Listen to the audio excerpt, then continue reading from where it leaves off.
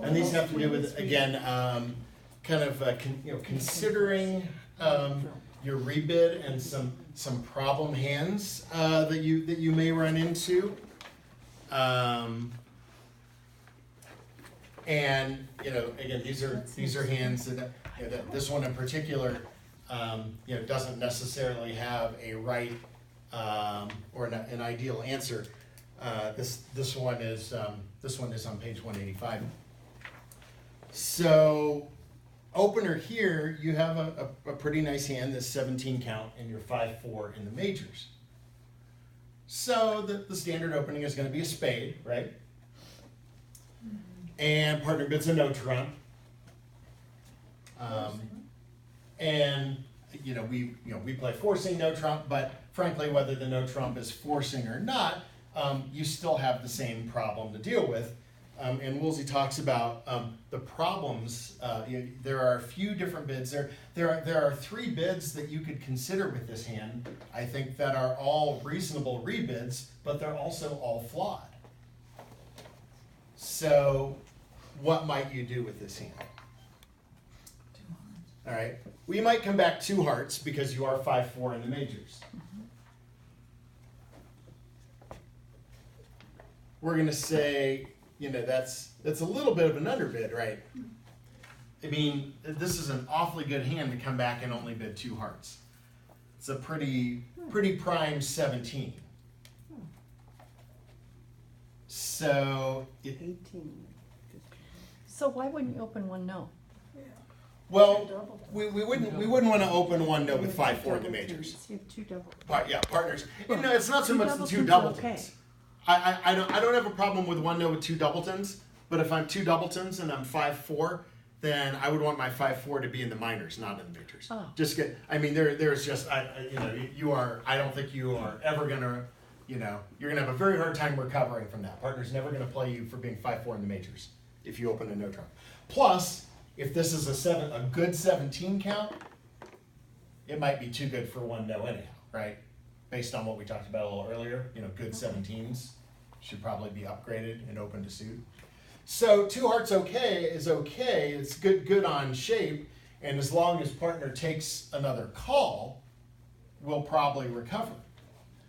But what if partner just had a kind of an ordinary 7 or 8 count, and they liked hearts better than spades? They might just pass 2 hearts because it's not forcing, right?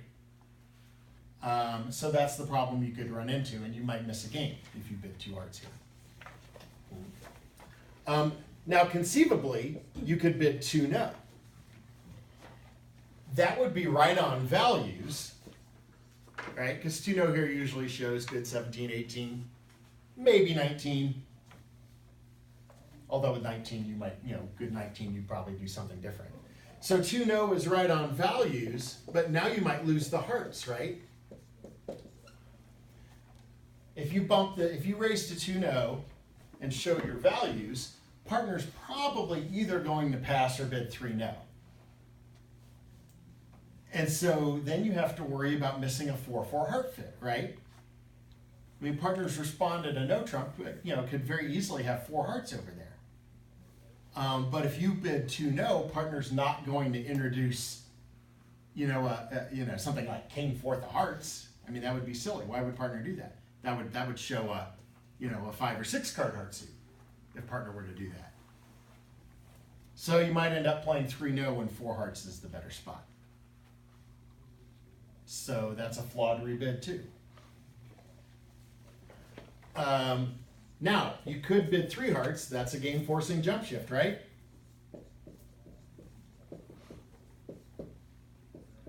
So that's an overbid.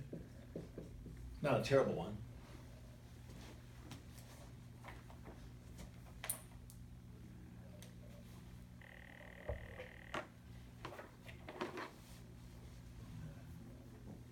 If you care what Woolsey thinks, he is going with the slight overbid. And I would probably lean that way. I kind of go back to, well, if I'm on the fence, I would rather stretch a little bit. I'd rather end up in a game going down a trick because I forced a game, caught partner with only 6 or 7, you know, and maybe we don't have a great place to play, maybe we don't have a fit, partner has to bid 3-no and can't quite get it all untangled for 9 tricks. You get upset with You me know. if I bid. Of course, you know, anytime partner has a major suit fit with you, you will be glad that you jump shifted. You know, if partner can raise you to 4 hearts. What if the quality of the heart suit wasn't as good as it is and you had your points down in the minors and it was just a ratty heart suit? Then I suspect 2-no would look more attractive, maybe. But again, these are decisions you have to make, and none of them are sure. I mean, even if your hearts were really weak, if partner had 4 or 5 of them, you would probably still want to be in hearts, and then partner would probably have an honor or 2. So, look, sometimes you know you're gonna run into situations like this that are, you know, I mean, there's just there's a little bit of guesswork to them. So, you know, you do your best. I would probably lean toward the jump shift, but I don't have a problem with either of the other bids. You know, and sometimes you're thinking, okay, well, what is everybody else in the room going to do with this hand? If you figure the auction is probably going to start off the same way, and that everybody else in your seat is going to be confronted with the same kind of problem, right? So.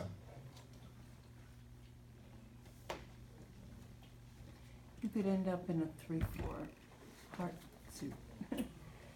Maybe. On the other hand, if you didn't have, if partner didn't have good club stoppers, that might be your best game, right? Yeah. I mean, if partner had king third of hearts, but their club holding was only like jack third or 3 small, 4 hearts might be a better game than 3-no, right? We actually had a hand last night. It wasn't a club, but was playing just a little social game with some friends, and we had a hand like that last night, where you know, we had I don't know, it's 26, 27 high card points. We didn't have diamonds stopped. We didn't have a major suit fit. I had 2 little diamonds. Partner had 2 little diamonds. We had to try and pick our best game. We tried 4 hearts and went down because the trumps broke 4-2. We might have tried 5 clubs, but that likely goes down to trick 2. That was our best fit, but one last little thing, you know, sometimes, and this is just a matter of if you kind of think this through,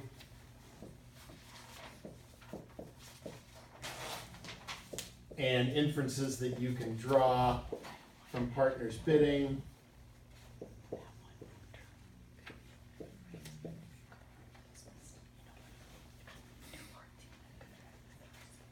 All right, so you are a responder here. By the way, this one is on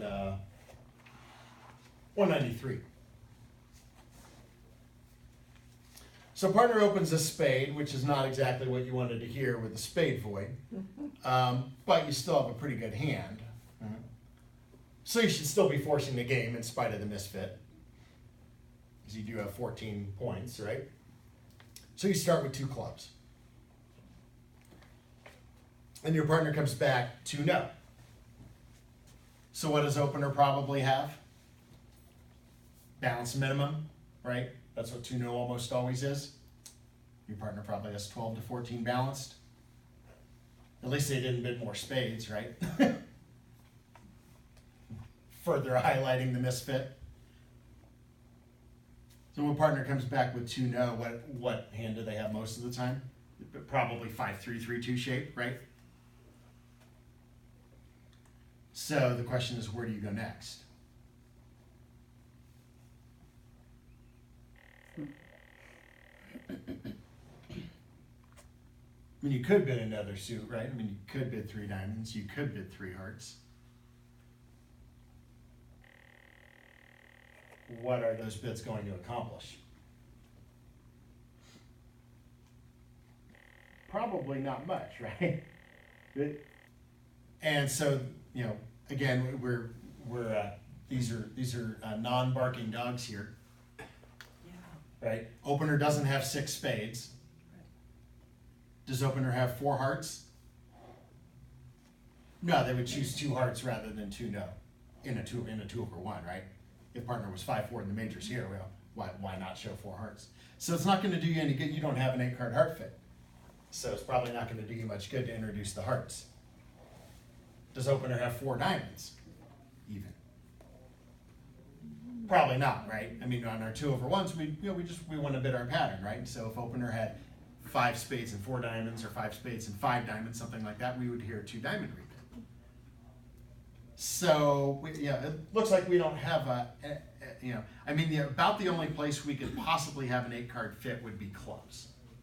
But our clubs really aren't that great, right? I mean, maybe partner has ace queen third, or ace jack third, or queen jack third, something like that.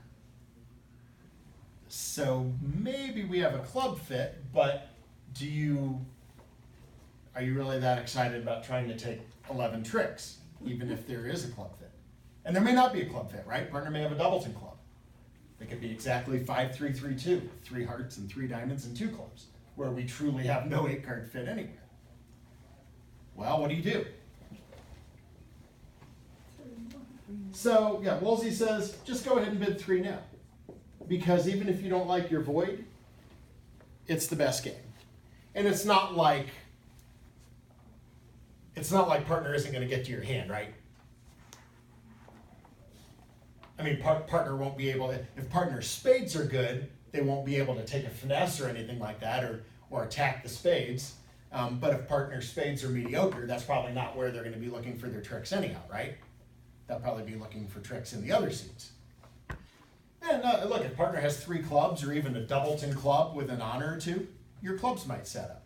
And then they would still have an entry over here, in hearts or diamonds or something like that. So I think 3-no is probably going to work out fine. So don't think that 3-no is out of the picture just because one hand has a void. It's not ideal, but on the other hand, if you don't have a suit fit somewhere, then 3-no is probably going to be the best bet, even if it's not, perfect.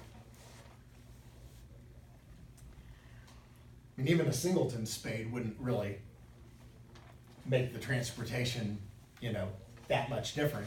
The partner could lead toward, go to hand and lead toward their spades once, but again, if there are a lot of holes in their spade suit, that's probably not a suit they want to attack anyhow, right? So, I think the point on a hand like this is, don't overcomplicate it.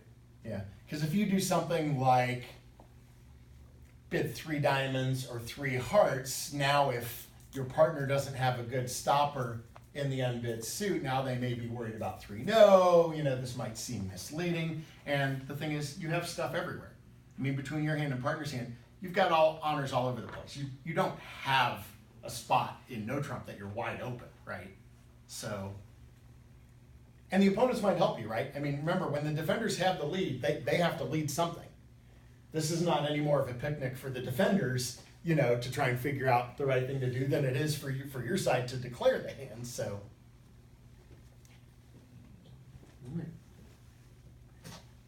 anybody have any questions on that? If not, we will get into some slam stuff here for the last segment. And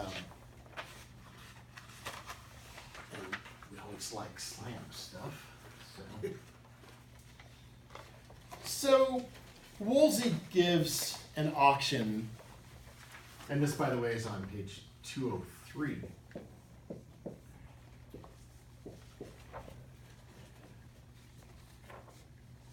Woolsey gives us an auction that starts like this. And this seems very simple, right? How could we have an auction on a problem? How can we have a problem on an auction that starts like this? We're having a 2/1. We know we're going to game. We like diamonds. We agreed diamonds. We found a diamond fit. Although we're not necessarily playing in diamonds, right? We don't know that. I mean, it's supposed to. It's perhaps good to know that we can fall back on that if we need to. We could still, responder hasn't bid yet. I mean, theoretically, we could still be playing in spades. That's not out of the question at this point in the auction. And I would hope if there's no spade fit, I would certainly hope that you haven't given up on 3-no.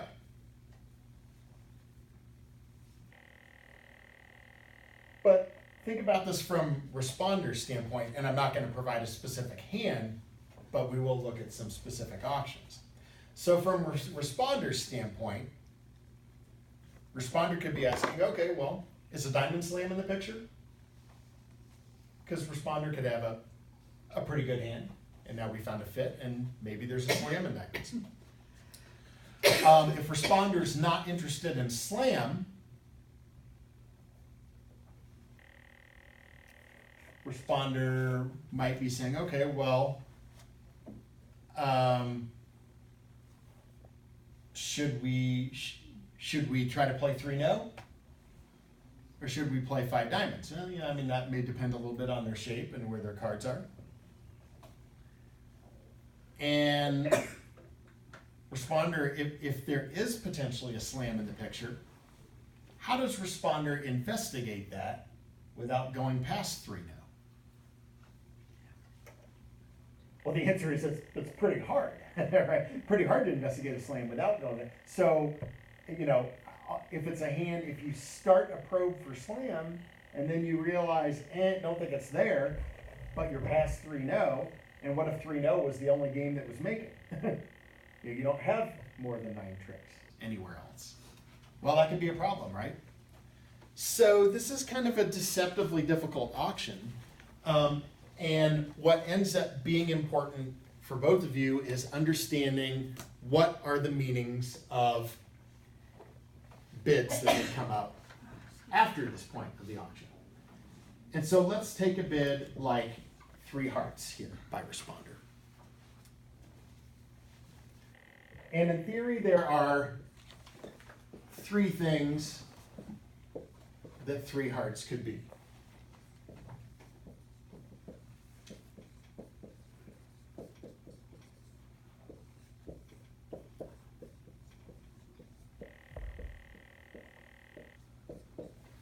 And this is what they are. Could be natural and you're just giving pattern, right? Like if you had 5 diamonds and 4 hearts, or 6 diamonds and 5 hearts, perhaps. Could be a Q-bid. I mean, we did agree diamonds, right? And we said we might be interested in a diamond slam. So maybe this is, we're starting an advanced Q bid here, saying, okay, I have the ace of hearts, and I'd like to see what partner has to say in case we want to be in, say, 6 diamonds. Or maybe we just want to make a bid that doesn't carry us past 3-no.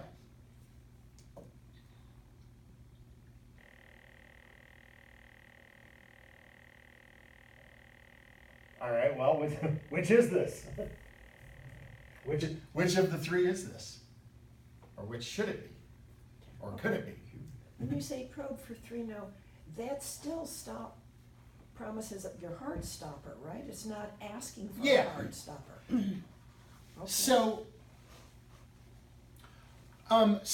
while you might rarely have a big 2-suited hand in the red suits, I think you are probably, for the most part, going to rule this out. Why? Would opener not have bid 2 hearts with 5 spades and 4 hearts, even if they had support for your diamonds? They could always support the diamonds later if they needed to. All right, so even if you actually have 4 hearts, you're not going to have a 4-4 fit because opener doesn't have 4 hearts. So as funny as it may sound to say it, 3 hearts doesn't have much use as a natural bid here. Now that said, if you had a crazy distributional hand with like 6 diamonds and 5 hearts, yeah, 3 hearts would be your next bid, and then whatever partner did, you would probably bid hearts again and to get the picture across there. That might be kind of a difficult hand to bid, but it's possible. So what Woolsey would tell you, and I agree, is that while it might be that and could be that on this auction, as far as how opener should treat this, opener should treat it as that. And this gets back to something we've kind of hinted at a little bit, but this just the very literally named game versus slam principle. our priority is to find the best game. And the best game might be 3-0. And that always comes first. Even if it means that we miss an occasional slam. And if we do miss a slam, it's probably a borderline slam that isn't going to be that easy to bid, right? And that probably most of the room isn't bidding. So your emphasis should be on finding the best game and not just committing to playing in diamonds, but keeping no trump in the picture. So when we see 3 hearts by responder here, we should, our opener, your first priority should be to consider whether or not we should offer 3-no. What is the problem? Or what do we want opener to have to bid 3-no? Clubs. Well, a stopper and clubs. Yeah, some kind of honor in clubs, right? Some kind of stopper. Would I be bidding 3 hearts as responder if I had clubs and hearts both stopped? Probably not, right? I would make life easy for partner and I would bid 3-no myself. Now, remember, and that's right now, again, might have one of those borderline hands where it's like, okay, well, do I settle for 3-no? Do I offer 3-no? Because I have hearts and clubs stopped? Because partner may not be able to bid 3-no. And if I don't bid it now, that's the urgency, is bid 3-no. And then if you're thinking to yourself, well, there's a slight possibility that we have a diamond slam. And if I bid 3-no, partner is almost certainly going to pass. Unless partner has extra values and partner decides to make a slam try in diamonds. Which is, if we are going to have a slam, it's probably only going to be in diamonds, right? Because that's the only suit that we've actually agreed. And so I think what you have to say to yourself is, if we might miss a thin slam, don't worry about it. We need to play the best game. We need to, if a lot of the field is in 3-no, we need to be playing 3-no as well. And so I think the best use of 3 hearts here is, partner, I have something in hearts, can you bid 3-no? And if partner can't bid 3-no, you're probably going to hear 4 diamonds, most likely, right? And then you'll know. Then you'll know you don't belong in no trump. And at that point, it's a matter of 5 diamonds or 6 diamonds, probably.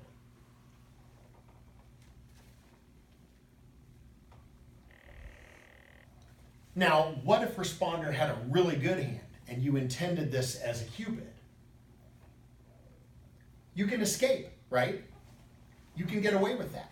Partner's going to look at 3 hearts and say, oh, it's a probe for no trump. And now your partner's over here is like, yeah, well, I've got the ace of clubs. Of course I can bid 3-no. All right. Well, the good news for you is that if you want to make a slam try, you still can, right? And you could actually do it very simply. You would pull 3-no to 4 diamonds. And that would be a slam try in diamonds. Or for that matter, if you did almost anything other than pass 3-no. How do we know that's a slam try in diamonds? Because if you weren't interested in slam and partner said they had the 4th suit stop, you should let partner play 3-no. There would be no reason to overrule. So again, we never remove a 3-no that is voluntarily offered by either of us. Anytime 3-no is offered and we've said, okay, we think 3-no is playable, we're willing to do this.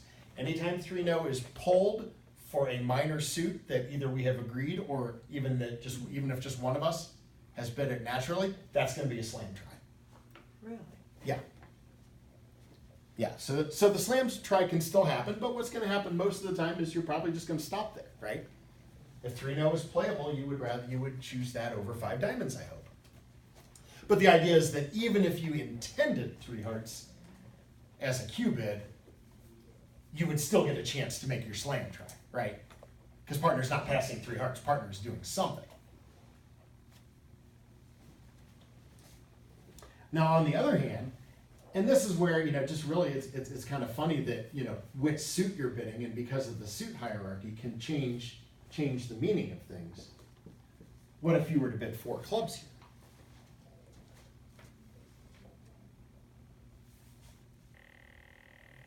What is responder doing? Show your control. This? Obviously. Q bid? Yeah. Can we all read 4 clubs as a Q bid with slam interest and diamonds? Yes. Right. All right, and why do we know that this is definitely a slam try and there's nothing ambiguous like there was with the 3-heart bid?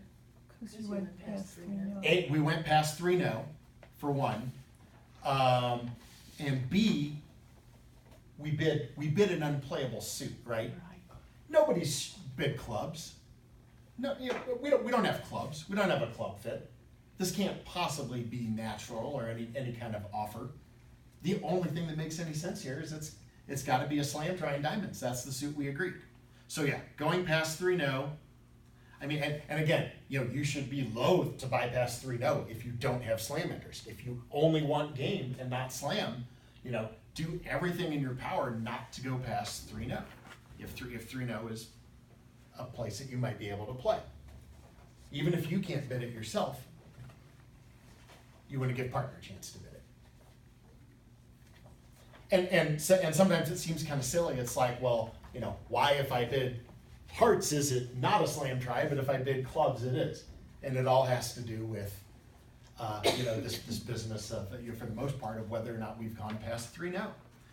And that's why I say you look at the auction, the way the auction started, and it looks so simple, you know? How can we have a problem on a nice little auction like this where we have a 2-over-1 and set up our game force and partner even agrees with the first suit I respond, you know? This just looks like a happy, friendly little auction. But it could be a really tricky auction, depending on what responder's hand looks like. Right? So, I mean,